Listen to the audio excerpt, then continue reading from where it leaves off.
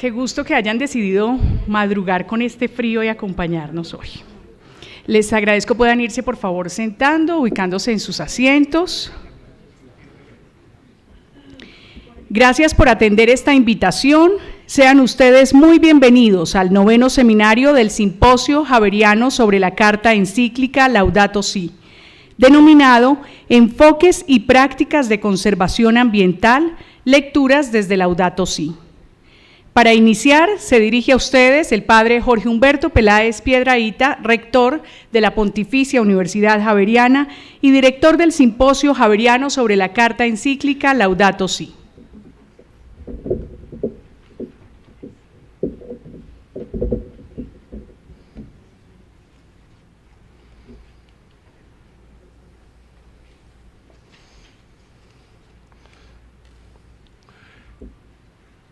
Una afectuosa bienvenida para todos ustedes. Doctor Roberto Esmeral, viceministro de Ordenamiento Ambiental del Territorio, que nos acompañará esta tarde. Apreciados vicerrectores y secretario general de la universidad, padre Luis Guillermo Saraza, vicerrector del medio universitario, doctor Luis Miguel Rengifo, vicerrector de investigación, doctor Jairo Cifuentes, secretario general de la universidad, estimados conferencistas de este seminario, distinguidos miembros del comité asesor del Simposio Javeriano sobre la Carta Encíclica Laudato Si, señores decanos, demás directivos, profesores, estudiantes de la universidad, invitados especiales, señoras y señores. El seminario que hoy se desarrollará en relación con los enfoques y las prácticas de conservación ambiental nos permite dar un paso adelante en el Simposio Javeriano sobre la Encíclica Laudato Si, ejercicio académico que iniciamos hace ya 3 años. A todos extiendo una cordial bienvenida. Muchas gracias por su presencia. De manera especial, saludo a los expositores. Estamos muy complacidos con la presencia esta tarde del señor viceministro de Ordenamiento Ambiental del Territorio, doctor Roberto Esmeral, quien intervendrá en la última parte de este seminario. El tema que trataremos nos ofrece una perspectiva diferente para aproximarnos al punto focal de la encíclica y de nuestro trabajo, el cuidado de la casa común. En esta ocasión, un verbo asume el protagonismo del análisis y el debate: conservar, y en consecuencia su acción y efecto, la conservación. Hablaremos, según el programa que ha circulado, de agricultura, turismo, ganadería, minería, especies silvestres, espacios urbanos, conocimiento ancestral, áreas marinas. Todos estos temas, leídos en clave de conservación, un concepto de primera importancia en los asuntos ambientales que tiene sus matices y ha evolucionado con el tiempo. Permítanme que comparta con ustedes una breve reflexión al respecto. El Diccionario de la Lengua Española trae 5 acepciones para el verbo conservar, siendo la primera, comillas, mantener o cuidar de la permanencia o integridad de algo o de alguien, que es muy similar a la segunda, mantener vivo y sin daño a alguien. Queda claro, por una parte, que la vida es el marco fundamental, y otra, que existen amenazas a la permanencia y la integridad, y que puede haber daño, incluso destrucción. La tercera acepción se refiere a la práctica de hábitos y costumbres que tienen continuidad. Esto también es conservar.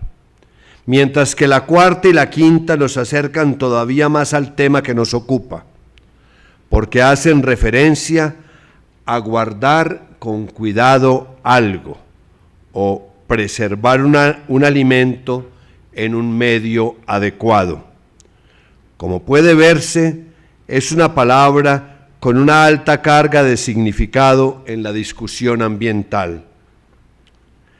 Resulta de interés señalar que el Papa Francisco solamente usa una vez la palabra conservación en esta encíclica, mientras que el vocablo cuidado aparece 43 veces, dos términos que en cierta forma se pueden tomar como sinónimos, aunque tienen una connotación diferente. Detengámonos un momento en esa parte del capítulo 2, titulado El Evangelio de la Creación, donde el Santo Padre menciona la palabra conservación, aparte que empieza con una categórica afirmación. Las criaturas de este mundo no pueden ser consideradas un bien sin dueño. Con base en esta premisa, plantea la siguiente convicción: siendo creados por el mismo Padre, todos los seres del universo estamos unidos por lazos invisibles y conformamos una especie de familia universal, una sublime comunión que nos mueve a un respeto sagrado, cariñoso y humilde. El Papa nos habla de respeto, palabra muy cercana a conservación, y también nos hace ver que ese respeto es sagrado, cariñoso, humilde.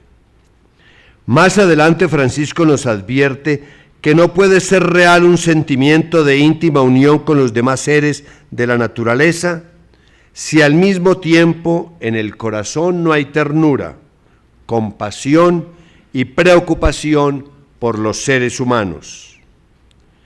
Líneas adelante concluye con una de sus frases más citadas: todo está conectado.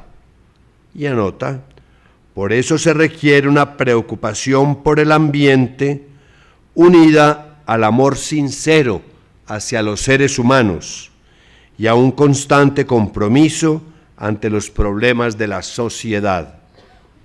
En otras palabras, una preocupación contextualizada, situada en una realidad concreta y no fuera de ella. Luego de esta profunda reflexión, el Papa cita un documento del Episcopado Dominicano, en el cual aparece la palabra conservación, comillas, paz, justicia y conservación de la creación, proclaman los obispos, son tres temas absolutamente ligados, que no podrán apartarse para ser tratados individualmente, so pena de caer nuevamente en el reduccionismo. Pues bien, hoy escucharemos diferentes exposiciones que tratarán sobre conservación ambiental, de sus distintos enfoques, uno de ellos el preservacionista, palabra que aún no aparece registrada en el diccionario de la Academia. Como lo señalé anteriormente, el análisis lo haremos bajo la idea central de cuidar la casa común, de utilizar con sensatez, racionalmente, los recursos que nos ofrece la naturaleza, limitados, no todos renovables, para atender las necesidades del ser humano y procurarle condiciones de vida acorde con su dignidad. Lograr este encomiable propósito implica tomar decisiones que comprometen esos recursos naturales, tal como ocurre con las finanzas personales, con preguntas y opciones que nos sitúan en un plano ético, porque en dichas opciones quedarán reflejados necesariamente los valores que guían nuestros pasos, así como la medida de nuestra responsabilidad efectiva con nuestros semejantes y con las generaciones por venir. Para terminar, quisiera hacer una breve referencia a un escrito del padre Eugenio Alburquerque, quien en un pequeño libro del 2016 desglosa las propuestas de Francisco en la Laudato Si. En uno de sus apartes titulado con una pregunta, ¿antropocentrismo o biocentrismo?, afirma que el hombre no puede, en su relación con la naturaleza, seguir explotando y expoliando, sometiendo y conquistando, porque con semejantes pretensiones no hay esperanzas ni para la naturaleza ni para el mismo hombre. Señala entonces que frente a una ecología centrada en lo humano, el biocentrismo propone una ecología simétrica y alternativa centrada en la vida. Sin embargo, ir de un extremo al otro no es lo más conveniente, porque como lo advierte Francisco, dar paso a un biocentrismo implicaría incorporar un nuevo desajuste que no solo no resolverá los problemas, sino que añadirá otros. ¿Cuál es entonces la solución? El Papa la plantea en pocas palabras, luego de recordar que no se puede prescindir de la humanidad. Por lo tanto, concluye Francisco, no habrá una nueva relación con la naturaleza sin un nuevo ser humano. No hay ecología sin una adecuada antropología. Con estas primeras anotaciones, pasemos ahora a escuchar a los expositores invitados, reiterando a todos ustedes nuestro agradecimiento por su presencia en este nuevo seminario del Simposio Javeriano sobre la encíclica Laudato Si, y hago votos por el éxito de la jornada académica que tendremos en este día. Bienvenidos y muchas gracias.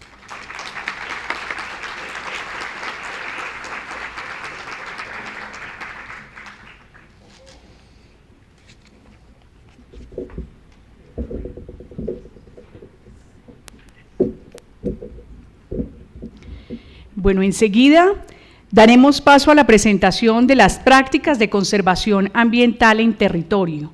Las personas de protocolo que están allí les podrán pasar unos papelitos donde ustedes pueden registrar sus preguntas y estas serán respondidas al finalizar la mañana en el panel donde participarán cada uno de los expositores.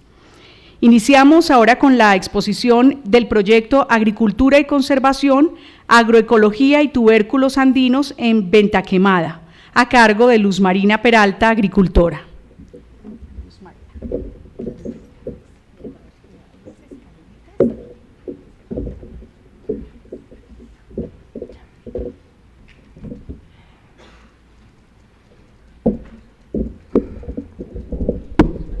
Sí.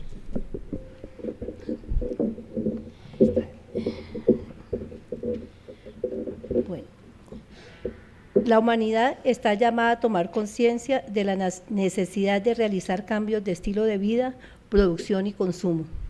Muy buenos días para todos. Para nosotros es muy grato y es un motivo de alegría poder estar en este auditorio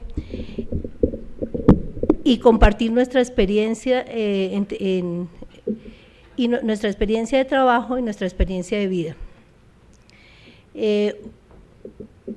Un saludo al rector, padre Jorge Humberto Peláez, a todos los participantes en este recinto, especialmente agradecimientos a la decana,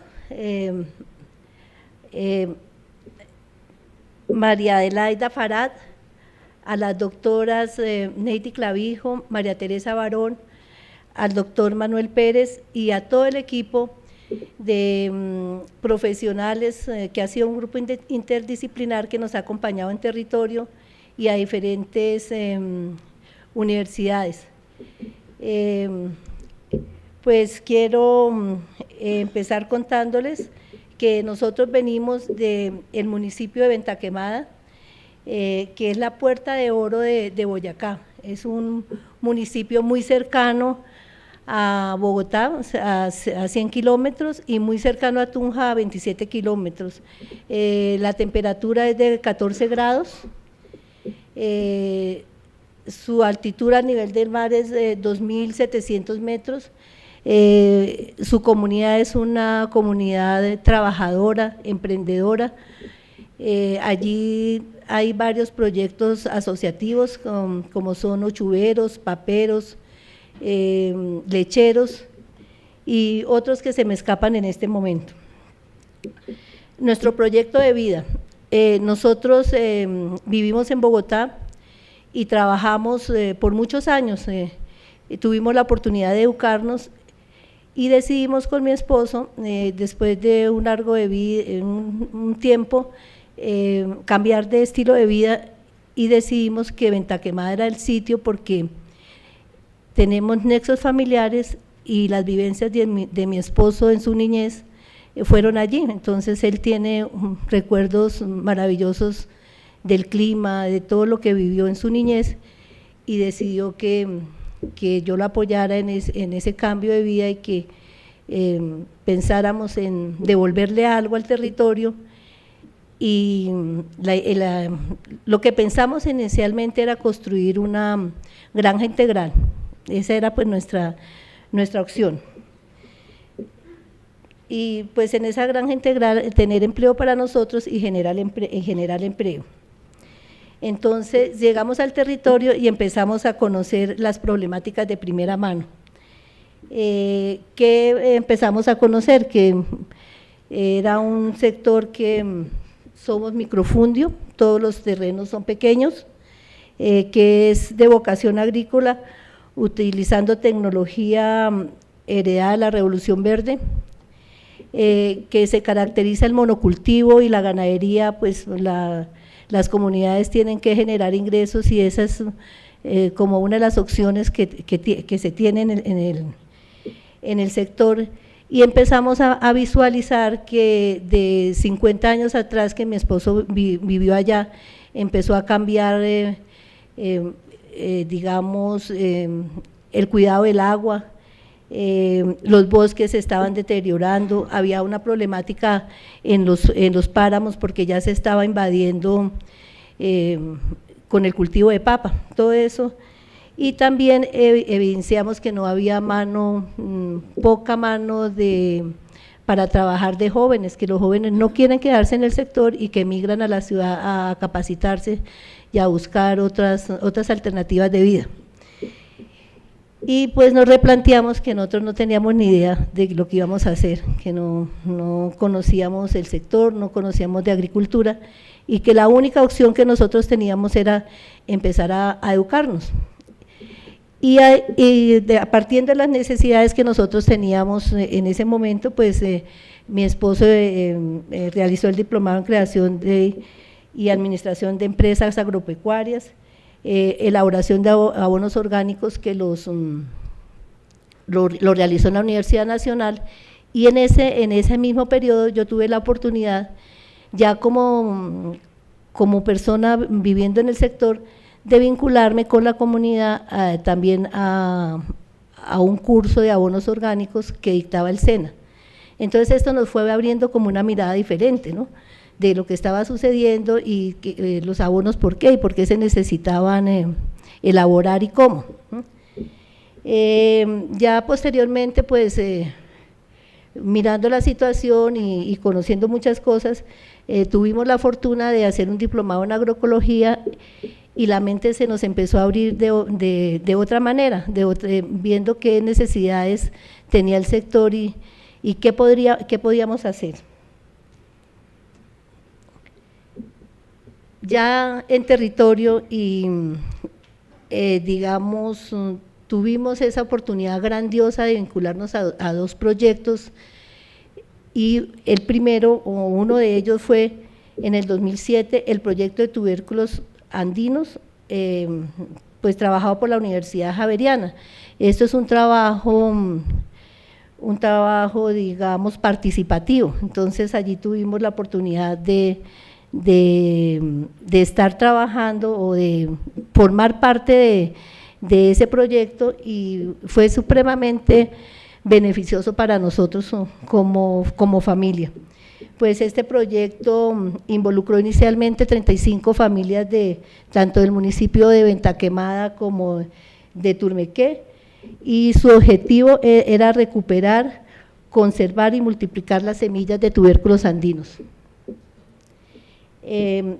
Otro de sus objetivos era rescatar el conocimiento culinario, medicinal y cultural, y de otros usos de este producto. De este trabajo, pues, salieron dos documentos importantes, que uno es un libro que está aquí en la universidad, donde se registra, pues, diferentes actividades que se realizaron durante el proyecto, y un recetario que está en la red, que todo el mundo puede acceder a ella, donde se rescata el conocimiento local, el culinario, y tanto el local como de diferentes partes del país, incluso del Ecuador y de Perú. Ese lo pueden acceder y disfrutarlo. Aquí pues son diferentes momentos en los que estamos. Se empezó a trabajar desde unos talleres de nutrición. Estos talleres de nutrición fueron supremamente importantes para la comunidad, porque allí empezamos a trabajar por medio de la cocina el rescate de ese conocimiento local, de las semillas, de los preparados, las formas. Nos hizo evidenciar la importancia del trabajo en equipo. Esta gráfica es muy importante porque es la inclusión del hombre a la cocina, pero eso era una disculpa para que nosotros entendiéramos que somos complementarios, que debemos trabajar unidos y que debemos tener oportunidades, tanto hombres como mujeres, para desarrollarnos. Entonces, fue supremamente importante para nosotros ese momento, y pues diferentes talleres. Hicimos algunas ferias que fueron supremamente importantes, donde nos acompañaron de diferentes partes del país. Empezamos a investigar en los mercados cómo la vendían, a los precios que la vendían, las variedades que existían, intercambio con diferentes sectores para poder recopilar todas las semillas, y dentro del proyecto pues le daba el valor agregado, se hacían las diferentes combinaciones, se elaboraron mermeladas, tortas, bueno, todo lo que en el sector se puede elaborar, trabajando diferentes conocimientos locales. También tuvimos muy buenas experiencias como intercambios de saberes. Una de ellas fue ir a Nariño, y en Nariño un grupo, pudimos ir allá, y en Nariño conocer su cultura, conocer las diferentes variedades de papa, que no teníamos ni idea de eso, cómo estaban organizados asociativamente, cómo trabajaban en las fincas, quiénes eran los líderes. Bueno, un conocimiento muy benéfico para nosotros, que podríamos más adelante aplicar en el sector, tomar lo bueno de ese sector para qué nos servía a nosotros, y capacitarnos. Ahí hay una filmina donde estábamos en un taller de problemáticas de cambio climático. Bueno, entonces con toda la recolección de semillas y todo, se propuso que se hicieran unas parcelas de conservación, y en esas parcelas de conservación se hicieron en varios pisos térmicos, para mirar su comportamiento, para mirar la calidad de producción que ellas daban, su sabor, su color, bueno, todo lo que implica el conservar y el conocer los ciclos de las diferentes semillas. Y desde ese momento nosotros en nuestro predio tuvimos la fortuna también de ser una de las parcelas de conservación, y ahí entre todo ese conocimiento de los investigadores, del campesino, nos empezaron a enseñar cómo era la manera de sembrar en las diferentes épocas, si era rayado o cruzado, o las distancias, todo. Y entendimos la importancia de los registros, de llevar registros de siembra, registros de producción, todo lo que eso implica, costos, los costos de cuánto implica sembrar esas semillas. Hemos seguido, tanto nosotros como otros predios ahí en la localidad que participamos en el proyecto, recuperando la semilla, intercambiándola, y algunas parcelas para investigación. Se han traído aquí a la universidad para mirar sus características, su parte nutricional, y eso también ha sido un trabajo participativo con los campesinos locales y nosotros que hemos ido aprendiendo en el camino. En ese proceso entendimos que el monocultivo digamos, no debe ser el monocultivo, sino que el conocimiento local, y para poder conservar las semillas tiene que haber biodiversidad, y lo que nosotros tenemos en el sector. Entonces ustedes aquí pueden ver que tenemos haba, que tenemos maíz, tenemos arracacha, en el fondo allá se ve yacón, y las parcelas de conservación, pero como nosotros somos microfundio y parcelas, en la parte de atrás ustedes pueden evidenciar los árboles que cubren el predio de protección. Entonces es la biodiversidad que logramos sembrar en el lote. Aquí algunas variedades que hemos logrado tener allá en nuestro predio y en el predio de los demás vecinos, y entendimos también que las semillas no pueden quedar en unas solas manos, sino que las semillas tienen que rotar, y que la gente las siembre y las cuide de la manera más adecuada, como ellas se merecen. Diferentes variedades que ustedes pueden ver acá. Acá tenemos cubios, se ha identificado, por ejemplo, que el cubio morado tiene unas características nutricionales muy particulares, las papas, las diferentes variedades de papas que se desarrollan adecuadamente en el sector.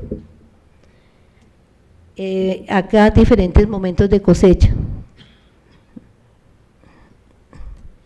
Y acá pues un almuerzo directamente, un almuerzo de nuestro huerto, y como ustedes pueden ver acá, todo es de la huerta, menos el arroz. ¿Sí? Entonces eso es un aprendizaje que hemos ido adquiriendo en el tiempo, la importancia de nuestra soberanía alimentaria y de poder comer lo que uno desea. Acá pues digamos nosotros hemos trabajado el concepto de torre de sostenibilidad, y pues acá es un momento de un intercambio de saberes donde presentamos la semilla, las diferentes variedades de semilla, cómo las llevamos al mercado, pues eso también hay que replantearlo en plástico, y los valores agregados que aprendimos y que hemos venido practicando y mejorando. Aquí en este valor agregado es un trabajo que realizó mi hija, un estudio que ella pues tenemos la fortuna que sea egresada de la universidad, y pues son pruebas que se están haciendo, eso está en investigación, porque pues digamos este es el concepto final, pero hay que tener en cuenta sus calidades nutricionales y pues todo lo que eso envuelve. No puedo dejar de contarles el otro proyecto paralelo que estuvimos trabajando, porque eso nos fortaleció, es el manejo de suelos. Con la Universidad Juan de Castellanos tuvimos la oportunidad de vincularnos y empezar a trabajar todo lo que es manejo de suelos con un, digamos, acuerdo de mutua ayuda, porque no habían recursos, de empezar a trabajar los tubérculos, empezar a trabajar el manejo de suelos, sus diferentes, digamos, propiedades del abono y calidad para poder tener un suelo adecuado. Aquí pues algunos pasantes que nos acompañaron, ¿sí? Y algo importante es que con este conocimiento y ya conociendo algo de agroecología, nosotros tenemos que no solo pensar en nosotros, sino pensar en comunidad. Y allí la comunidad está haciendo un trabajo supremamente importante. Empezamos a trabajar huertas caseras, conferencias y capacitaciones con gente idónea en el tema, campañas de reciclaje. Voy pasando rápidamente. Estos son algunos momentos. Entendimos que era muy importante trabajar con la niñez. Se me trabó acá trabajar con toda la comunidad, pero lo más importante es empezar a hacer un trabajo con la niñez para que ellos se apropien del conocimiento y del gusto por esos productos, porque ya uno quiere comer esa hamburguesa. Bueno, acá ya después de este trabajo que hemos venido haciendo por años, hay algo muy importante que es el plan de desarrollo comunitario que lo trabajó la Junta de Acción Comunal y que es acorde con las encíclicas del Papa, ¿sí? Y está enfocado en 6 dimensiones supremamente importantes: desarrollo humano, conservación ambiental, crecimiento económico responsable, gobernanza, infraestructura y desarrollo institucional. Para nosotros fue supremamente beneficioso que la Javeriana nos incluyera en el proyecto de cambio climático y seguridad y soberanía alimentaria, porque esto nos fortalece a la Junta de Acción Comunal, a la comunidad, y pues el proyecto viene a ser un apoyo supremamente importante a este trabajo. Pues digamos, voy a rapidito que me están aquí mostrando. Cambio climático y seguridad alimentaria, su objetivo era pues la resiliencia y la seguridad y la soberanía alimentaria del sector, y cómo somos resilientes a la problemática del cambio climático. Los objetivos era pues reconstruir toda la historia climática de 50 años atrás, el grado de vulnerabilidad que tiene la agricultura campesina, mirar cómo son los sistemas de producción actuales, analizar toda la riqueza y la biodiversidad que existe en el sector y darnos cuenta que tenemos una riqueza bastante grande. Acá pues hay diferentes momentos del trabajo, los participantes del trabajo, la socialización del proyecto y algunos integrantes de ese proyecto participativo. También momentos muy significativos como fue la planeación, la socialización del proyecto, el mapeo de fincas, el diagnóstico de fincas, la historia productiva de las diferentes fincas que se seleccionaron para ello, y muy importante, la identificación de redes y el trabajo de la comunidad en ello. Aquí pues digamos un grupo y la socialización. Le pido un minutico para poder terminar, ¿sí? Es que lo más importante que les quiero mostrar es que en la construcción en el trabajo de cambio climático se construyeron los pactos territoriales, y con toda la comunidad y con todos los investigadores se identificaron las problemáticas locales, que son 13, ustedes las pueden visualizar ahí, no las alcanzo a leer todas, pero se trató lo más integral posible, y digamos ya con la comunidad y el grupo dijimos, bueno, estas problemáticas, ¿cómo las vamos a tratar? ¿Cómo vamos a hacer? Entonces, la comunidad que quiere que se mejore allí, las actividades a desarrollar, los grupos participativos, quienes se comprometían a trabajar, a quién podíamos acudir para recursos, todas las estrategias, las personas que se comprometieron, los responsables locales y un cronograma de corto, y mediano y largo plazo. Digamos, estos son los diferentes actores que en un momento nos han acompañado en el territorio y digamos, todas estas experiencias que nosotros hemos vivido nos enseñan la importancia del hacer, ¿sí? De llevar la teoría a la práctica y la importancia de reconocernos campesinos, agricultores, estudiantes e investigadores, para que entre todos logremos construir un conocimiento verdadero que sea beneficio para el desarrollo local. Ya Victoria es un proyecto personal y queremos dejarlos con digamos, aporte de la encíclica que le vamos a dejar a las nuevas generaciones. Eso es todo, muchas gracias a ustedes.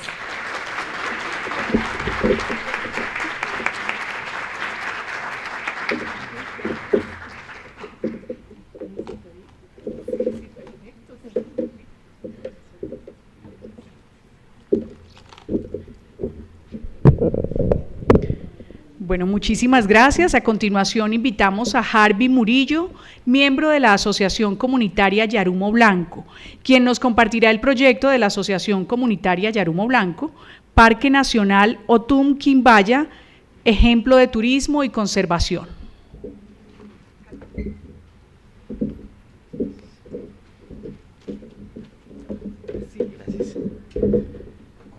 Listo, pues buenos días para todas y para todos. Para nosotros la Asociación Comunitaria Yarumo Blanco es un honor estar acá en presencia de ustedes, el poder mostrarnos a ustedes y el poder mostrar grandes resultados que se han dado en la cuenca del río Tun.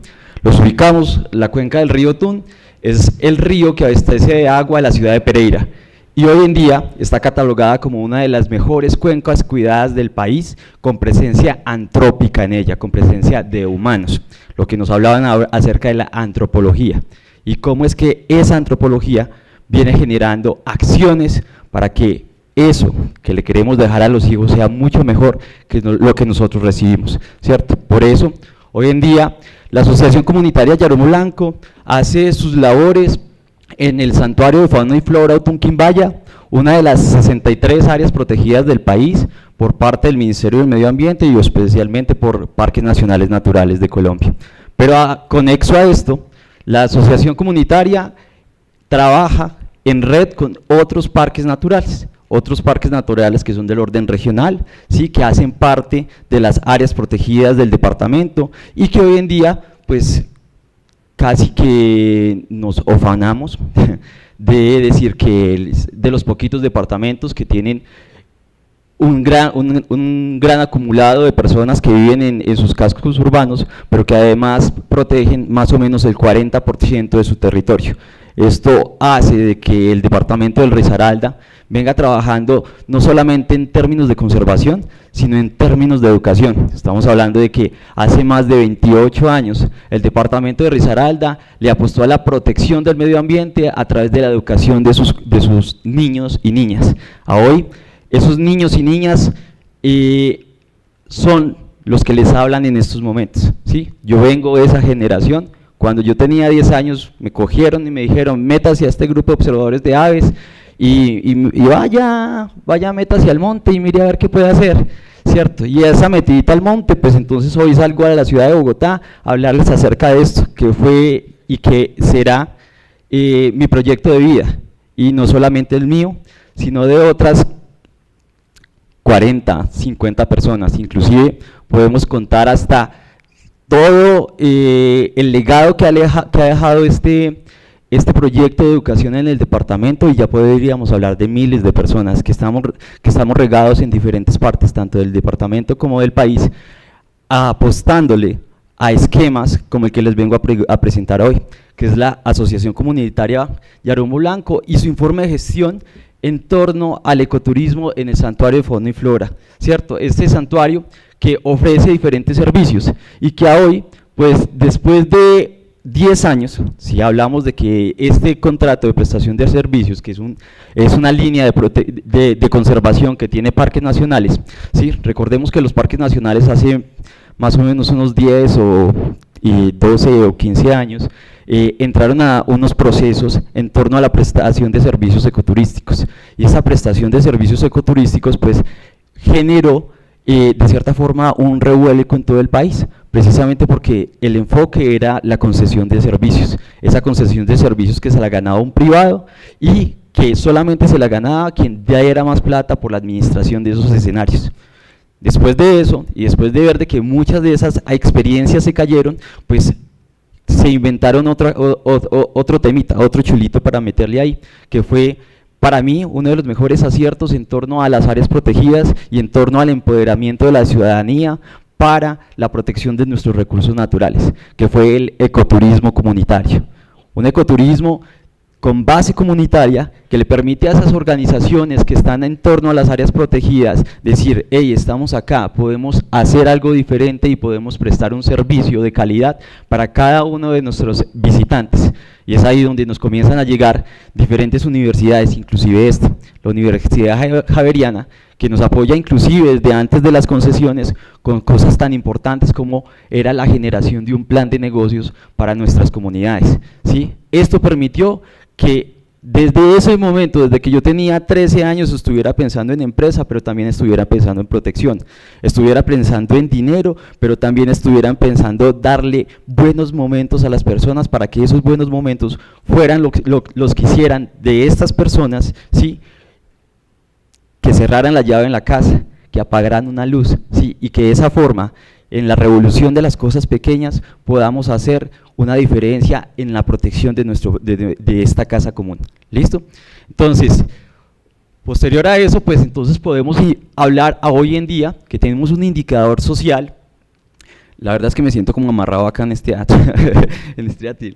Pero tenemos un indicador social que nos permite identificar cómo es que ha sido esos impactos ambientales en torno a lo social, en torno al beneficio, en torno a la consecución de un proyecto de vida no solamente para nosotros, sino para muchas personas a esto, ¿cierto? Entonces, estamos hablando que tenemos varias líneas de gestión. Una de esas líneas de gestión es la interpretación del patrimonio, también el alojamiento, también el restaurante y otras actividades que han permitido la participación de muchas personas, con decirles que cuando empezamos 4 y hoy en día tenemos inclusive un efecto de acordeón que puede llegar hasta 100 personas en diferentes temporadas, ¿sí? Eso hablando en generación de empleos directos, pero cuando vamos a los indirectos podríamos llegar hasta los 300 personas, solamente impactando, entre comillas, ¿sí?, el 2% de un área protegida, el 2% de un área que está diseñada para eso, para la prestación de servicios ecoturísticos, bajo una filosofía de identificar impactos y prevenir los mismos, de mitigarlos inclusive, o de corregirlos en algunos casos. Y esto ha permitido que todas estas personas no solamente trabajen ahí, pero sino también que sientan que cuando alguien tira una basurita al piso le están metiendo un puñal en el corazón, y eso solamente se logra no pagándole más, sino educándolas y generándoles empoderamiento de su territorio.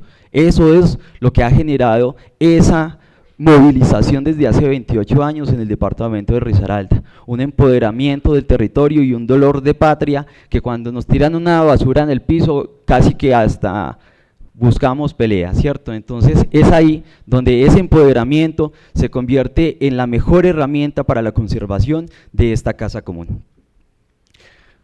También tenemos en nuestra historia varias cositas. Una de esas cositas es que hemos tratado de compartir lo que se nos ha dado, compartir el conocimiento, y no solamente en tema del departamento, sino en otras partes del país. A hoy llevamos aproximadamente unas 17 comunidades de diferentes partes del país compartidas en términos del conocimiento que nosotros hemos adquirido. Eso ha permitido que se fortalezcan estos lazos y que hoy se esté creando la Red Nacional de Ecoturismo Comunitario, ¿sí? Que esperamos que sea una de las mejores del país para el desarrollo de esto que llamamos patria, de esto que llamamos paz y que pues a lo que le apostamos de vida, alma y corazón.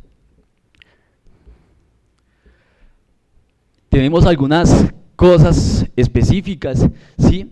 Y es que también le estamos apostando al uso sostenible de cada uno de nuestros recursos. Esos usos sostenibles, inclusive hoy en día están por norma, pero antes de eso ya le estábamos apostando a que esas actividades que nosotros desarrolláramos fueran con una base de medición y con una base de conservación.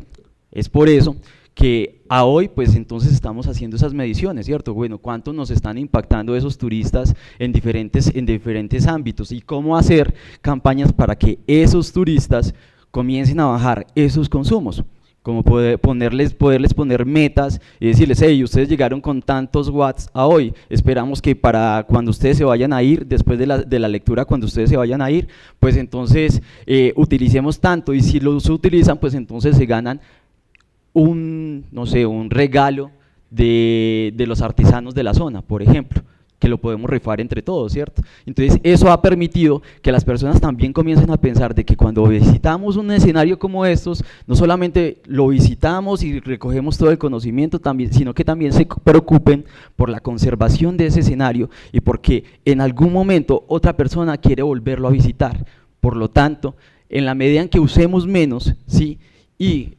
y propendamos por la conservación, pues nos van a permitir a nosotros también ser muy consecuentes con lo que estamos diciendo, ¿sí? Con lo que pensamos y también obviamente con lo que hacemos.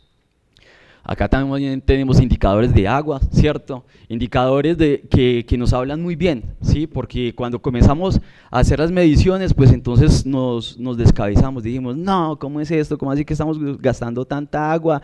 No estamos hablando sino cháchara.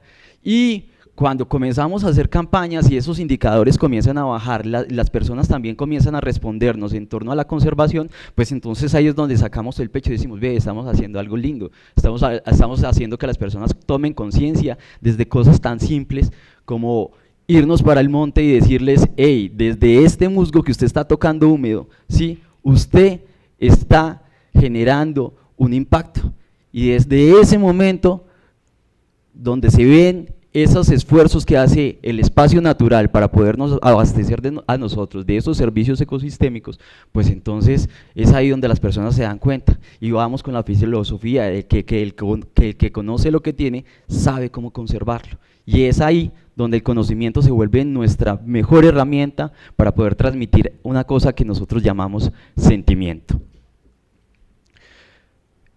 También estamos haciendo una gran gestión en términos de los residuos sólidos, ¿sí? Pasamos de otro susto, pues cuando comenzamos como los índices de captación de registros, pero pues hoy ya vamos mejorando en cada uno de estos espacios, ¿sí?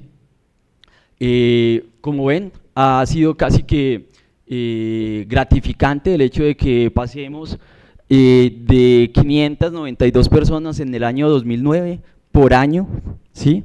A el año 2017, pues que el registro ya superaba las 7,000 personas, ¿cierto? Y que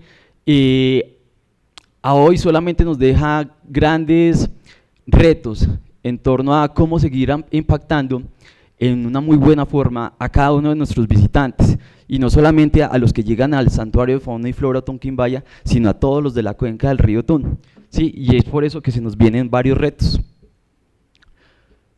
Dentro de esos retos pues tenemos diferentes acciones dentro de la gestión pública, especialmente con organismos políticos que se alineen en torno a la conservación y en torno al debido uso de nuestros recursos naturales, ¿sí? Y pues es ahí donde hablamos acerca de también nuestros comportamientos financieros, cómo han sido esos impactos en diferentes enfoques. Pues, y nosotros, como ustedes saben, tenemos un contrato de prestación de servicios con la Unidad Administrativa Especial del Sistema de Parques Nacionales, hoy en día llamada Parques Nacionales Naturales de Colombia, a las cuales hay que darles, por supuesto, una rentabilidad, ¿cierto? Para que diga, ve, esto también es negocio, trabajar con las comunidades, porque pues esto no puede ser solamente de corazón, ¿cierto? Sabemos que de cariño no todo el mundo vive, ¿cierto? Entonces nos tocó también comenzarnos a preocupar en torno a los números, ¿cierto? Y cómo dar resultados en torno a los números para que esta propuesta, que era nuestro proyecto de vida, fuera totalmente atractiva para cualquier persona que lo quisiera ver como una empresa, ¿cierto?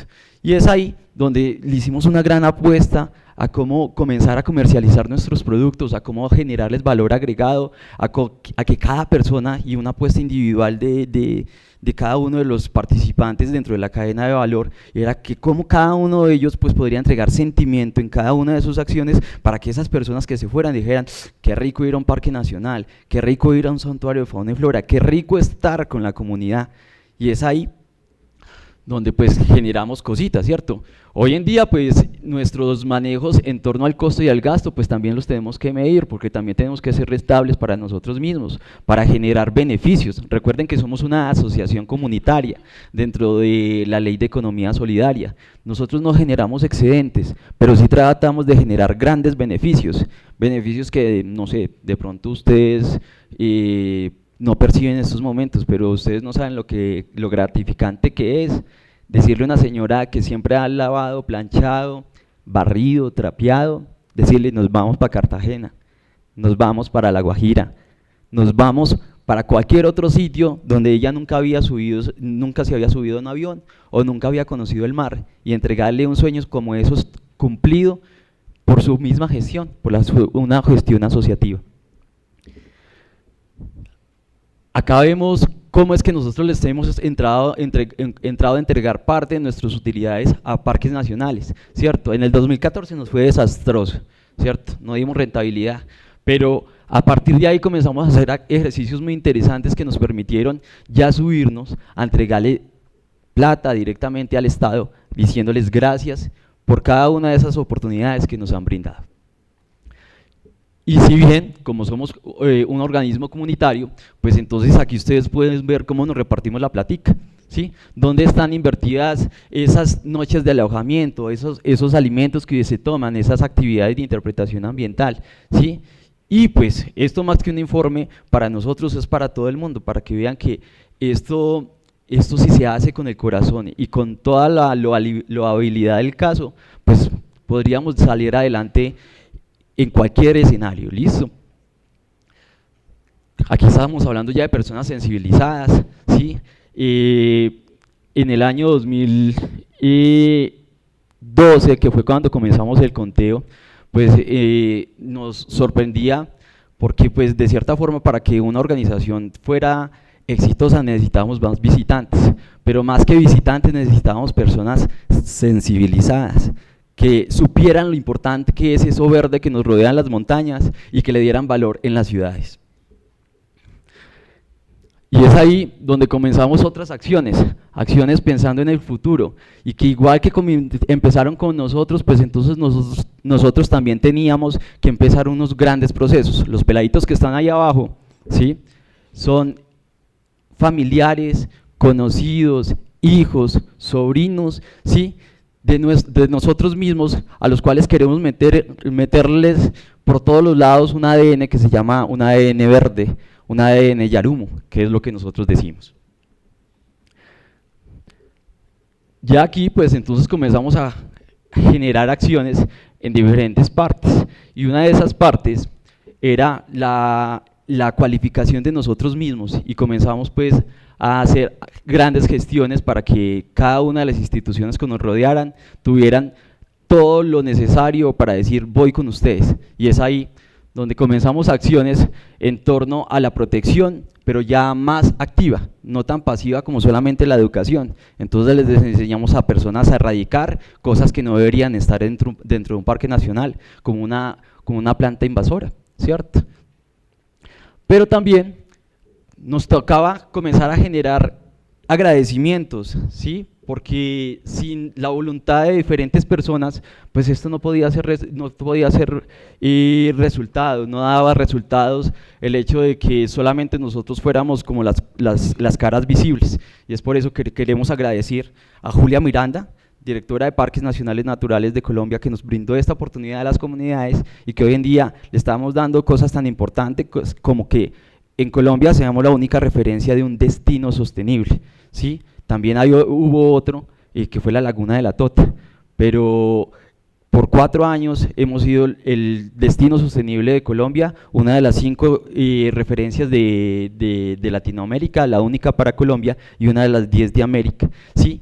Y pues que hoy en día se nos vienen varias cosas, como el de catalogar la cuenca del río Tun dentro de un destino sostenible a nivel mundial, y eso nos trae grandes acciones, inclusive en cosas que no nos gustan, que es la política, pero nos toca meternos ahí para que esa cuenca que nosotros cuidamos por más de 28 años, pues que hoy en día tenga una categoría de destino sostenible que permita que todas las personas que vayan a subir a esa cuenca ya tengan un chip cambiado, ¿sí? Porque no podemos seguir arriesgando cosas como la posibilidad de un incendio y la posibilidad de un desabastecimiento de agua.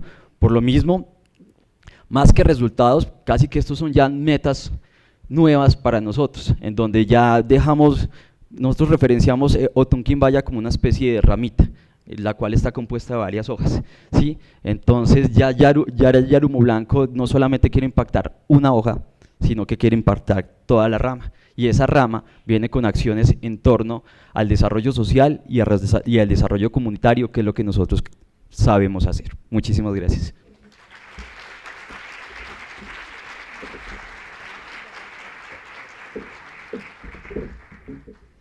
Bueno, muchísimas gracias a Harvey. Seguimos con Claudia Durana, estudiante del doctorado en Estudios Ambientales y Rurales de la Universidad Javeriana y coordinadora de la experiencia de la Reserva Natural El Silencio, San Francisco, ejemplo de ganadería sostenible y conservación en laderas del trópico de altura.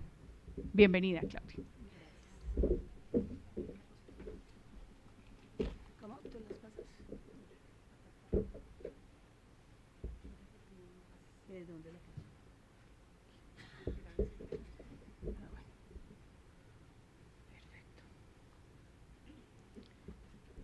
Muy buenos días a todos.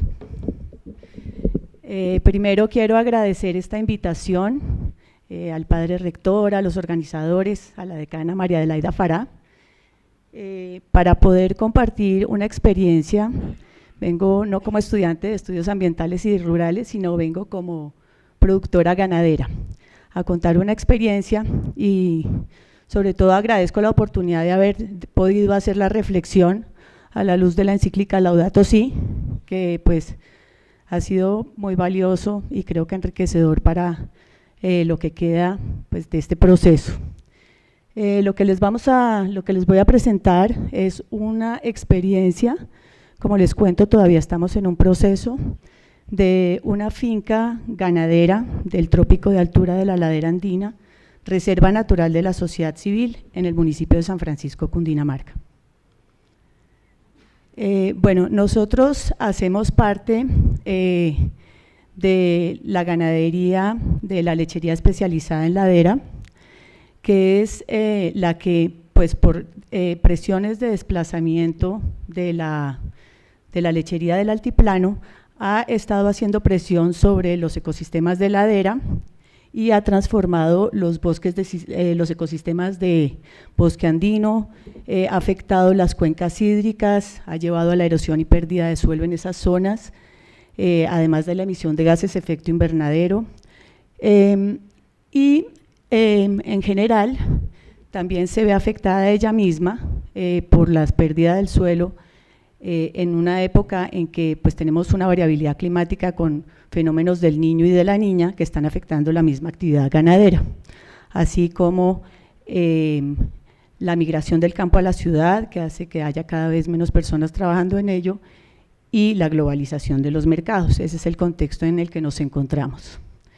Las causas, pues los modelos de producción, hay dos modelos, uno de ganadería extensiva, que básicamente es una ocupación del territorio en que cada vez se deforesta más, se produce menos por el deterioro del suelo, y la propuesta de un modelo importado de ganadería intensiva o semi-intensiva de pastoreo traída de las zonas templadas, que implica altos insumos químicos, implica también el consumo de suplementos que compiten con la alimentación humana, exceso de fertilizantes nitrogenados. Ese exceso de fertilizantes nitrogenados para un monocultivo de quicuyo trae plagas que a su vez requieren de plaguicidas, y más o menos ese es el problema básico que estamos enfrentando con el modelo de producción de lechería. Bueno, esta lechería es importante porque, digamos, suple el 40 al 45% de la leche y los lácteos en el país a escala nacional, y bueno, representa el 7% de los lecheros. Haciendo esta presentación de cuál es la problemática, las causas, pues que vemos en los modelos tienen unas causas más profundas que se ven en el Laudato Si, y es básicamente que los tiempos del hombre van mucho más acelerados que los tiempos de la naturaleza, y tratamos de producir más rápido de lo que se puede con el exceso de fertilizantes orgánicos, trayendo más alimento para las vacas. Es un paradigma homogéneo y unidimensional en el sentido que estamos hablando de insumo-producto, y los productores ganaderos todo el tiempo estamos pensando, bueno, ¿cuánto le damos y cuánto sacamos en función de una rentabilidad? Y todo ese modelo que nos mandan en términos, digamos, en función de la rentabilidad, no ha traído el progreso integral que se requiere. Si uno mira, digamos, muchas condiciones de vida en estos sectores, pues muestran que digamos que todo ese esfuerzo que se hace, tecnológico, científico, productivo, realmente no se refleja en las condiciones de vida de la mayoría de las personas de las zonas. Otra causa que vemos es que no vemos en la naturaleza sino esos bienes de uso, esos valores de uso que nos pueden dar, y no miramos otros aspectos. Bueno, voy entonces a la experiencia nuestra, empiezo desde muy pequeños, es una experiencia personal que después toma una dimensión ya más colectiva. Es una finca de lechería especializada, semi-intensiva de pastoreo, que tiene más de la mitad en bosques y en restauración. Está situada en el escarpe occidental de la Sabana de Bogotá, en el municipio de San Francisco, entre 2.650 y 2.850 metros sobre el nivel del mar, terreno pendiente. Hace parte del escarpe del Tablazo y es una zona de importancia para el ciclo hidrológico. Suben todas las nubes del Valle del Magdalena, y en esos bosques se capta esa humedad que vuelve otra vez a las cuencas hídricas. Es bosque altoandino de niebla, se encuentran relictos de bosque de robles, se encuentran relictos de bosque andino y relictos de un bosque más achaparrado parecido al de la Sabana de Bogotá, con una gran diversidad, y vemos ya 3 ecosistemas diferentes. En el 2015 el Instituto Humboldt hizo un estudio de conectividad pues a escala nacional, y encontró ahí donde estábamos nosotros, en ese escarpe del Tablazo, un punto de conectividad importante. Es la parte carmelita, significa conectividad para 2 áreas protegidas locales que son Pantano de Arce y el Chuscal, y digamos que ahí nos hizo darnos cuenta pues de la relevancia de estar ahí y de la biodiversidad allí, ya que estamos, luego también me enteré que estamos en la ecorregión Andes del Norte, que es hotspot en biodiversidad, endemismos y especies amenazadas, o sea, de importancia a nivel global.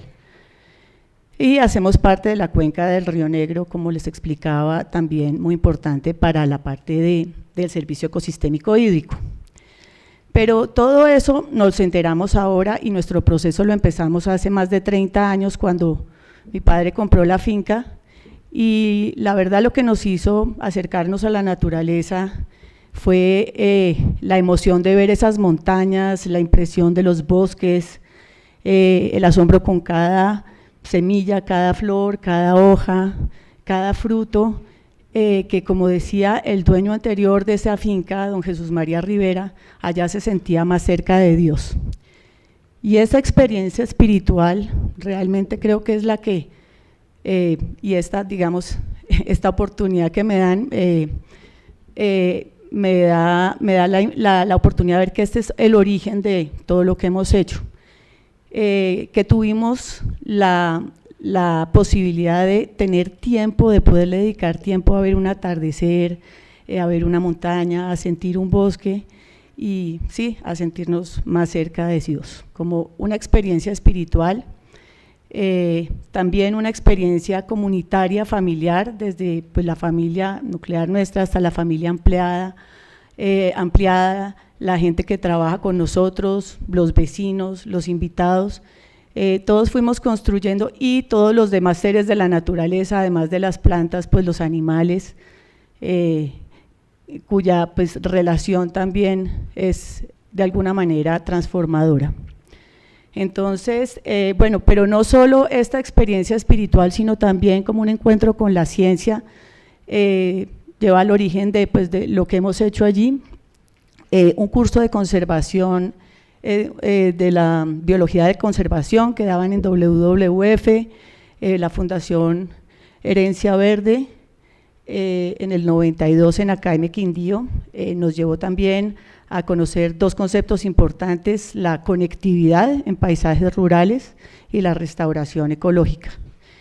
Y también tuve la oportunidad muy importante de haber trabajado en la maestría en Desarrollo Sostenible de Sistemas Agrarios, antes de la Facultad de Economía, pero en los orígenes de la Facultad de Estudios Ambientales y Rurales, donde era una maestría itinerante donde íbamos y mirábamos proyectos de producción sostenible. Entonces, eso también pues, fue muy importante para esto que les voy a contar. Y por último, como un poco el aspecto político, nos asociamos a la Red de Reservas Naturales de la Sociedad Civil, un colectivo de personas que voluntariamente en sus predios quieren conservar y producir a la vez, y que muestran como que la sociedad civil también aporta a la conservación de la biodiversidad en Colombia y a la prestación de servicios ecosistémicos.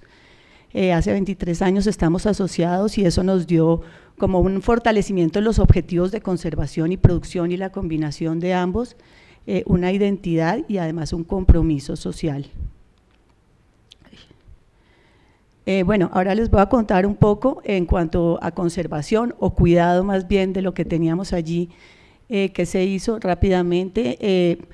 Todo esto se transformó en un proceso de cambios de uso de suelo en una finca. Primero se hicieron aislamientos para proteger el bosque del ganado, aislamiento de todas las zonas de arroyos y riachuelos, nacimientos para proteger el agua, liberación de zonas poco productivas. Veíamos este bosque es tan rico, tan hermoso, lo cambiamos por un monocultivo de quicuyo y al ver la riqueza de tantas especies, de las aves, 100 especies de aves, iba gente y miraba y bueno, aprendimos también un poco de eso. Entonces nos llevó a que zonas poco productivas las fuéramos liberando para restauración ecológica con diferentes experiencias, muchas de ellas empíricas, desde regeneración natural hasta siembra de árboles nativos y también hicimos cercas vivas y corredores que los vimos en Salento, en Quindío, en ese curso para conectar los ecosistemas de bosque que todavía quedaban ahí. Pusimos árboles en potrero porque nos dimos cuenta que la conectividad no solo son corredores y cercas, sino también saltos que pueden dar las especies. Y finalmente, del 97 al 2017, ahí hay un error porque son 50 hectáreas en producción, no 60. Redujimos en 20 hectáreas el área productiva, más o menos en un 30%. También pues un amigo, Mateo Hernández, nos acompañó a hacer el inventario y a seguir descubriendo 611 especies de plantas solo en ese predio, 95 especies de orquídeas, 16 especies de colibríes, una riqueza muy grande. Entonces esa transformación de usos del suelo lo que tuvo fue que además logramos un aumento en la producción de un 50%, a pesar de haber reducido las áreas en un 30%. ¿Esto cómo lo logramos? Por un lado, con prácticas de manejo, achicando los potreros, haciendo un manejo mucho más personalizado de grupos diferenciales de ganado, básicamente dividiendo grupos etarios, haciendo un manejo mucho más cuidadoso, pero también de alguna manera empezamos a utilizar más insumos químicos porque estábamos dentro de ese modelo. Pero seguimos buscando caminos para la producción sostenible y pensamos que encontramos la agroecología. La agroecología realmente en cuanto a la producción, la ecología en cuanto a la producción realmente nos hizo cambiar nuestro paradigma de insumo, producto, de producir más leche, de más litros por vaca, de le echo lo que sea al pasto o a la vaca para que me produzca más. Y la agroecología, este cambio de paradigma nos muestra primero una visión diferente de la agronomía. No es el ser humano solamente transformando la naturaleza, sino el ser humano como parte de la naturaleza. Cambia la visión fraccionada de la ciencia hacia una visión integral del agroecosistema, porque pues su principio es que el agroecosistema es muy parecido al ecosistema que es diverso, que se autorregula, que está en un equilibrio dinámico, pero que él mismo con la energía solar y todos los ciclos biogeoquímicos se va regenerando, y pues todo eso es como una enseñanza para hacer diferente los agroecosistemas, básicamente siguiendo los principios de biodiversidad, de sinergia, de reciclaje, de integración entre actividades y de coberturas con diferentes sustratos. Y eso nosotros lo convertimos en algunas prácticas ya concretas, como son la diversidad de forrajes, no solo quicuyo, sino diversificación de forrajes, utilizando también la diversidad funcional, leguminosas que fijan nitrógeno, plantas con flores que traen insectos que controlan las plagas, también la fabricación de abonos orgánicos y la aplicación de abonos orgánicos, también prácticas de bajo impacto como el ordeño en potrero, y así las vacas van fertilizando y no se acumula todo el estiércol en un lado, tracción animal para no utilizar gasolina, labranza mínima para no mover el suelo que es tan delicado y protegerlo. También prácticas que había antes, plantaciones forestales de eucalipto, no realearlas del todo ni abandonarlas, sino convertirlas en sistemas silvopastoriles donde producimos madera, a la vez forraje, y a la vez son unos lugares de conectividad importantes para pues que uno ahí ve los gavilanes, los colibríes, las ardillas. Otra práctica, el acueducto ganadero, que no entren las vacas a las fuentes de agua a dañarlas. Y en el 2017 entramos en el proyecto Ganadería Colombiana Sostenible como finca demostrativa, y ahí vino otra práctica que es la de las especies forrajeras, especies arbustivas en conjunto con arbóreas que dan forraje de mayor calidad que los pastos, a la vez que son más resilientes a los cambios de clima y dan muchísimos beneficios ecológicos. Esto lo hemos combinado con los árboles que teníamos, también con siembras de comida, entre los tilos, siembras de árboles nativos. Redujimos la aplicación de insecticidas porque sí nos tocaba aplicarlos, pues creíamos que nos tocaba a cero. Y bueno, aquí están los cambios en el uso del suelo e incremento de la productividad. Vemos la línea café, que es el aumento en el área en conservación, y la línea negra, el aumento en la producción de leche. Bueno, también en cuanto a lo social, generación de empleo de calidad, seguridad y salud en el trabajo, equidad de género, nuevas generaciones involucradas, capacitaciones, aquí les voy a mostrar un poco eso. Aquí tenemos huertas, también tenemos semillas nativas de papas, habas, frijoles, maíces, gallinas en pastoreo.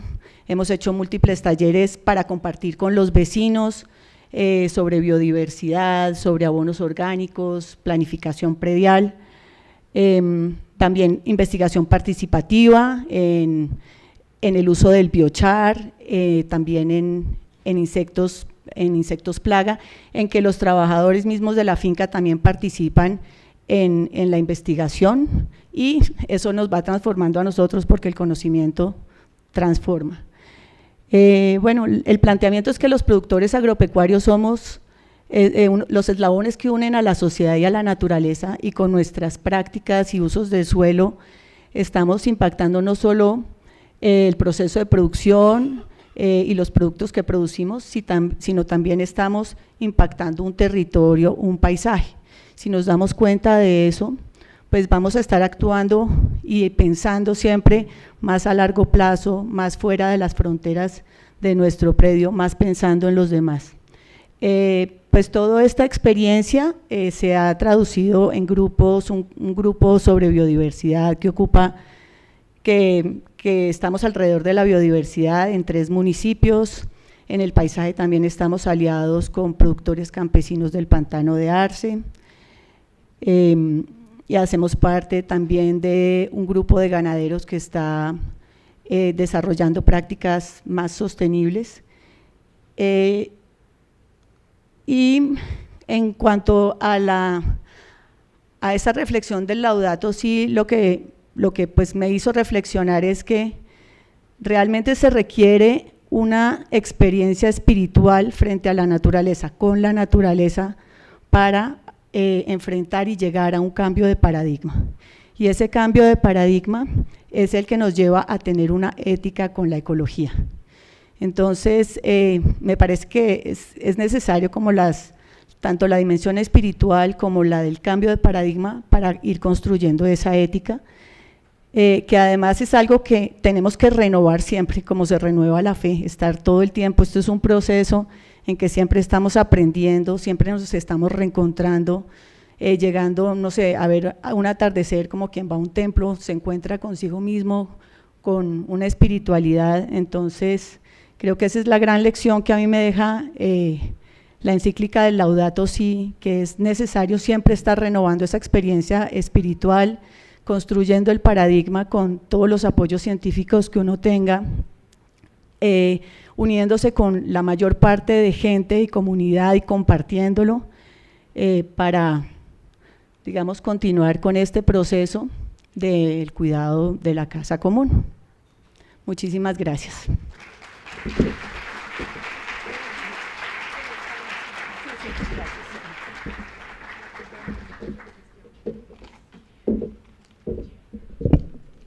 Bueno, muchísimas gracias a Claudia Durana.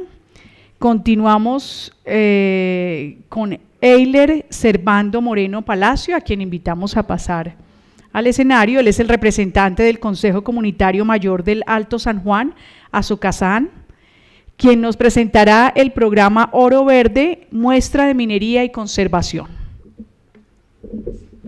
Gracias. Muy buenos días para todas y todos. Nosotros culturalmente no utilizamos casi los medios audiovisuales porque somos más oral, entonces nos gusta que nos escuchen y que eso llame la atención para que vayan al territorio y conozcan lo que nosotros les contamos. Entonces por eso casi siempre a comienzo no utilizamos para que eso motive la ida a nuestro territorio. Yo muy agradecido por estar acá, un saludo muy especial aquí al rector por habernos tenido en cuenta para estar en este gran evento. Y pues cuando nosotros hablamos de conservación y hablamos de minería, hay muchas cosas que no se entienden. Entonces yo lo que vengo es a tratar de contarles cómo podemos hacer minería también conservando el medio ambiente. Entonces ese es el tiempo que tengo, yo sé que es corto para lo que quisiera contar, pero voy a tratar de sacar aspectos muy relevantes para que ustedes vayan entendiendo y podamos avanzar en esto. Entonces, cuando nosotros hablamos de oro verde y decimos, bueno, ¿y cómo oro verde? Sabiendo que el oro es amarillo. Entonces, desde ahí iniciamos a hacernos preguntas. Y la primera pregunta es esa, bueno, el oro es amarillo, ¿y cómo que oro verde? Pero oro verde es más decir cómo nosotros podemos sacar ese amarillo que es el oro conservando lo verde.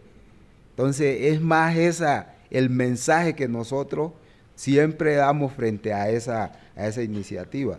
Y ese fue un programa que pues inició, digamos, en el 2003, pero trasciende hasta mucho más atrás, es porque nosotros lo que queremos es mostrar cómo es esa minería tradicional, artesanal, que hace buenas prácticas y que conserva la naturaleza, pero extrayendo también el mineral. Entonces, dentro de eso han habido muchas formas de trabajo minero, pero muy artesanal, muy con esos elementos manuales que nuestra familia siempre lo han hecho en nuestro territorio. Nosotros, el territorio de nosotros, pues, el 90% de la economía es la minería. Y si ustedes van a ese territorio, observan que hay mucha parte bien conservada, porque hemos hecho una minería de acorde con el medio ambiente. Y no porque las leyes nos digan, no es que hay que hacerla así. Eso es lo interesante de esto. Es porque nosotros culturalmente la veníamos haciendo teniendo claro que teníamos que conservar un territorio, porque nosotros pues hablamos de ese gran territorio y con la reflexión que nos hace también el Papa, el cuidado de la casa. Para nosotros el territorio es esa gran casa que tenemos que cuidarla para ahí vivir toda la vida, para que eso vaya de generación en generación. Entonces, bajo esas miradas siempre hemos hecho la minería. Entonces, pues es esa forma tradicional. Dentro de esos sistemas de minería, nosotros tenemos minería que llamamos hollaero, es como cavar y sacar de allá el mineral. Tenemos agua corrida, es como si hay una quebrada, la vamos acercando y removiendo tierra de todos métodos muy manuales y sacar de ahí el mineral para el sustento. También tenemos unas prácticas que es bastante dura para nosotros, que es el zambullidero. Es como en el centro del río una persona se sumerge, saca tierra y allá la lava y también extrae el mineral para su sustento. Y tenemos otros que es socavón, que también se meten bajo la montaña y no se toca nada de la naturaleza, y de ahí también se extrae el mineral. Todo esto lo hacemos con elementos muy manuales. Lo que nosotros sí estamos abocados es que como es un recurso no renovable, entonces todos los días el grado de dificultad para extraerlo va a ser mayor. Entonces decimos, bueno, ¿y entonces cómo se hace? También introducimos tecnología, pero tecnología muy apropiada y también con cosas del mismo medio. Entonces, si nosotros el agua se nos está haciendo leja para esa actividad, ¿cómo? Trancamos una quebrada nosotros allá le decimos unos trancos manuales con madera, y llevar el agua hasta donde la necesitamos, y no utilizamos ninguna otra herramienta sino las mismas que nos da el medio. Y es así como vamos avanzando. El programa Oro Verde lo que hizo fue también como esa actividad es solo de esfuerzo físico, el producto que se extrae es poco. Entonces, ¿cómo mostrar eso al mundo para que el consumidor dijera, bueno, por esa actividad que es de tanto esfuerzo y apunta a la conservación, podemos pagar más por ese producto sobre lo que se paga en el precio internacional? Entonces, eso también ayudó a que las personas que hacían la actividad, así sacaran poco mineral, pues les servía para sostener su familia, porque tenía un precio adicional a lo que estaba el precio establecido a nivel mundial. Entonces, eso fue lo que buscó ese programa, esa estrategia de cómo seguimos conservando, así obtengamos poco mineral de la actividad que estamos haciendo. Y también uno dentro de esto, entonces dijimos, bueno, ¿cómo vamos a combinar esa actividad minera que es del 90% con la actividad agrícola? Entonces nosotros lo que hicimos fue crear unidades familiares productivas. Y las unidades familiares productivas, ¿qué era? Se combinaba la agricultura con la minería. Como la minería es lo que más nos daba para el sostenimiento, entonces en la semana se trabajaban 3 días en la minería y los otros 2 días para la agricultura y para cualquier otro trabajo que la familia pudiera hacer. Aquí había una cosa muy interesante y fue que ayudó también a todo eso, que en esta actividad se organizaba era por familia. Pero si nosotros vemos la familia en nuestro territorio, la familia es extensa. El vecino también se tiene como familia. Entonces nos agrupábamos, era el vecino, el hijo, el padre, y formaba un grupo productivo. Y ese grupo pues era el que iba a hacer todas las actividades. Lo otro era que aquí no había un patrón. Había una persona que coordinaba así las actividades, pero no era como un patrón.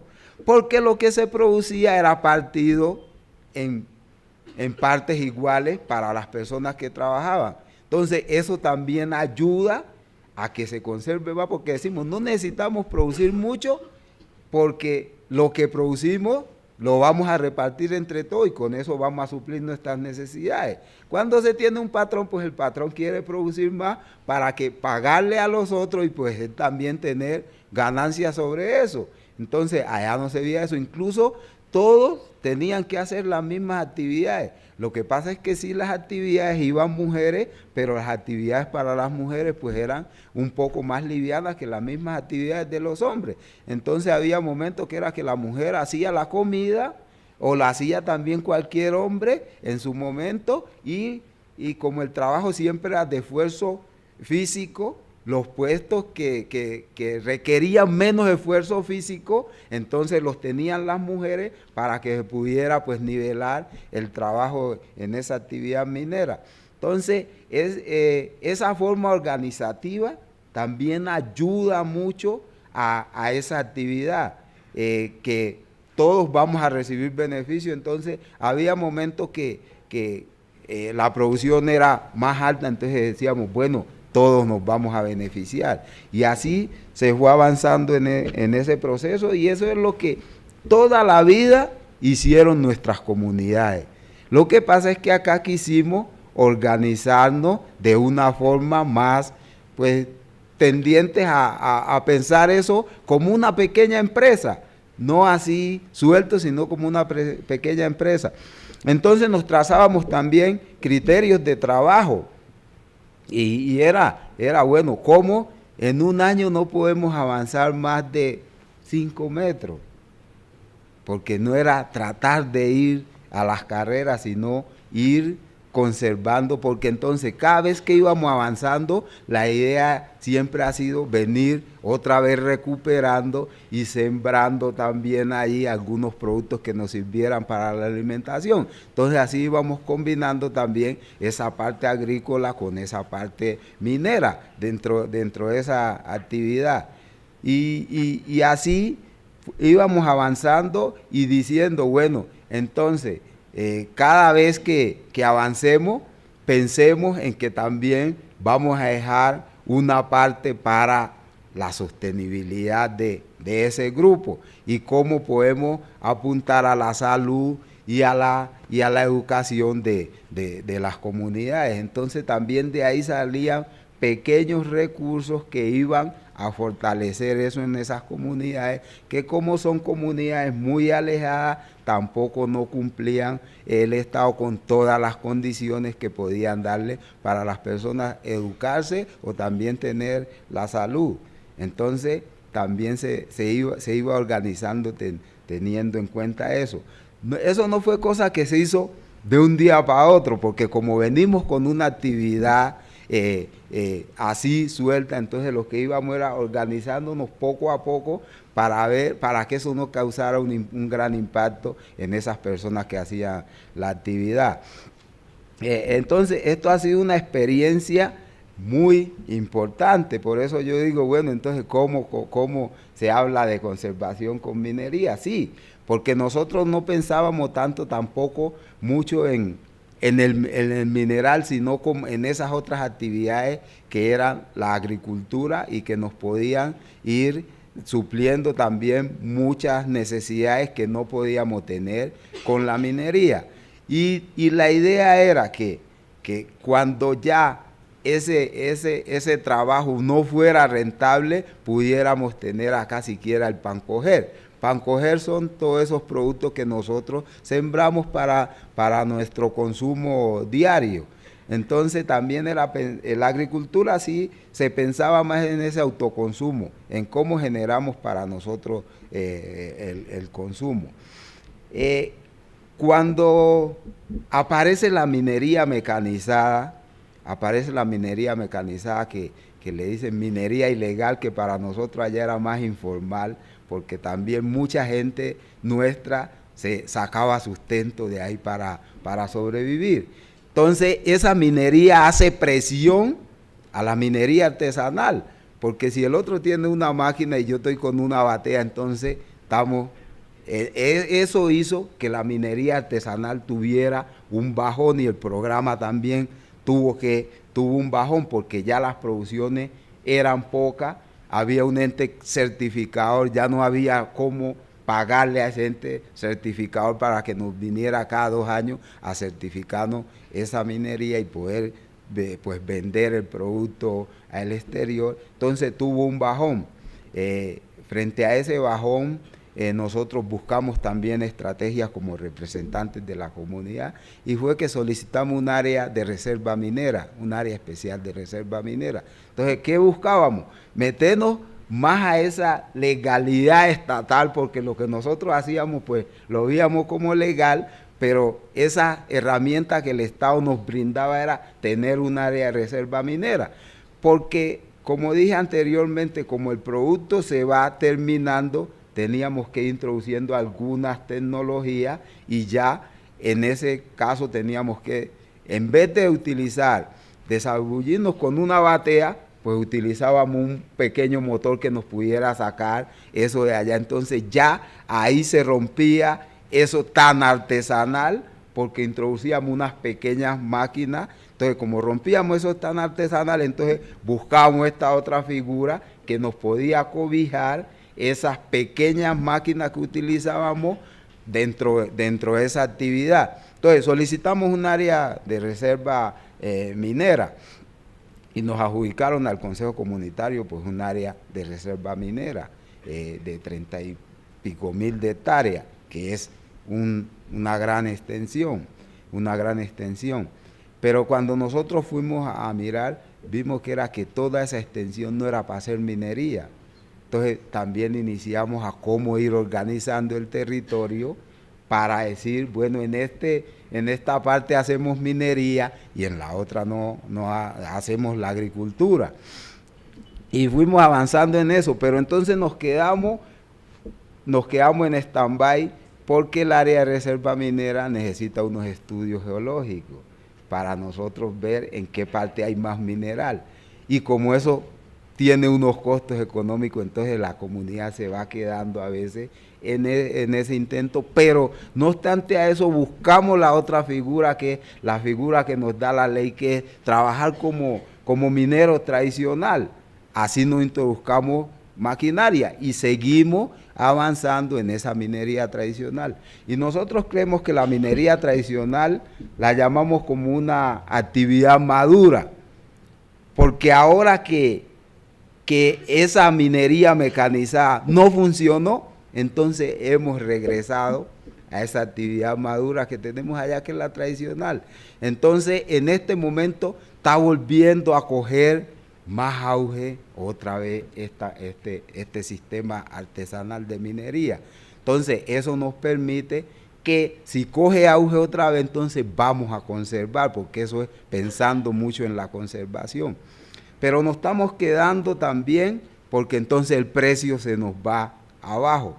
Y cuando se nos va abajo el precio, entonces la gente también dice, bueno, estamos haciendo muchos esfuerzos, pero el precio está... Entonces estamos trabajando a ver cómo buscamos también nuevos mercados que nos permitan que se pague un precio justo y también cualquier consumidor diga, hombre, yo puedo pagar un sobreprecio para que usted siga haciendo esa actividad. Pues aquí sabemos que el tiempo es muy limitado, pero queremos pues dejar algunas cositas importantes ahí, y una de los análisis que hemos hecho es que toda minería puede ser sostenible, pero si se tienen en cuenta todos los actores que en ella convergen, porque si pensamos apenas en unos y en otros no, entonces eso no nos da sostenibilidad para eso. Entonces hemos pensado que esas son una de las grandes cosas que nosotros podemos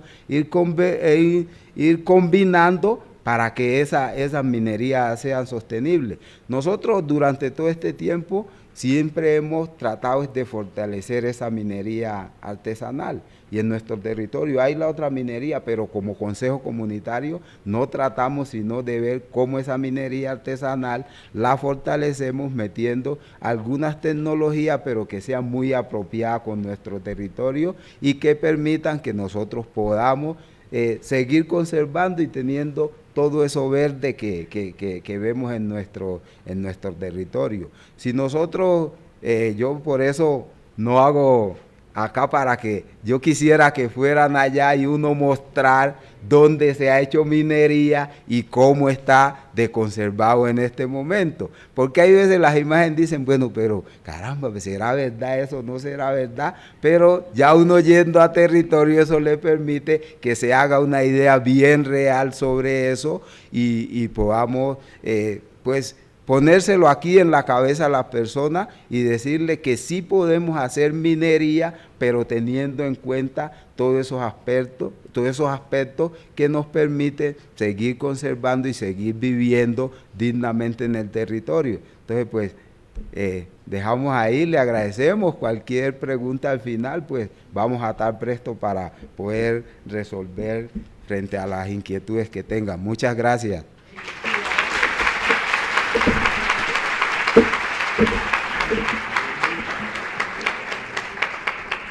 Muchas gracias a Eiler Servando, quien nos acompaña desde San Juan en el Chocó.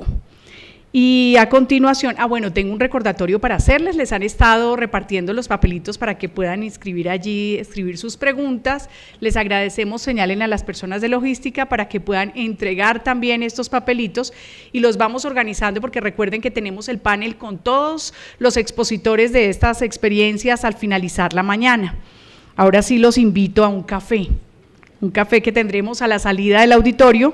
Esperamos que estén acá nuevamente a las 10:05 y les cuento que tendremos unas experiencias muy interesantes del Amazonas, de Cundinamarca, de Bogotá, otras de áreas marinas, también la de Azocaimán. Entonces, por favor, a las 10:05 los esperamos aquí, que tendremos un resto de mañana muy interesante. Muchas gracias.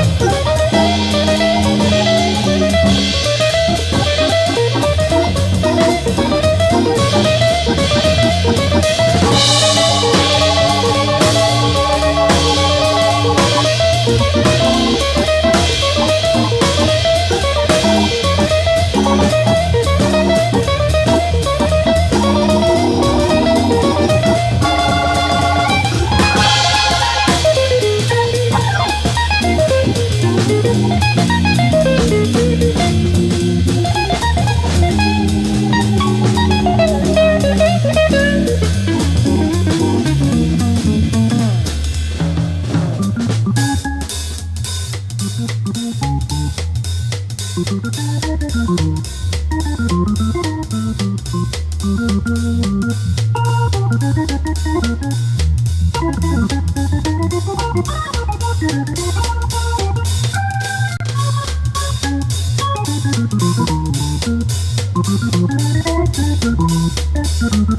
you.